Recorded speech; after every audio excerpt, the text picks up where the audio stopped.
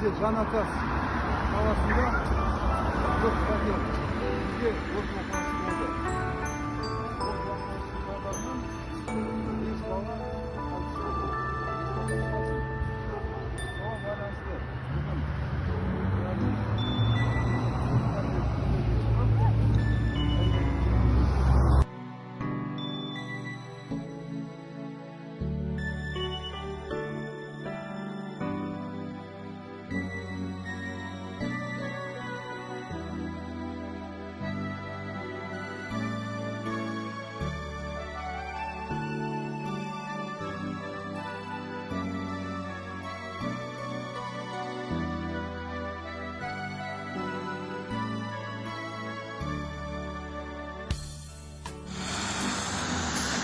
бүгін тұрғындар Жансу ауданы төтенше жағдайлар бөлімі өрт қауіпсіздік ережелерін сақтауларын сұрайды.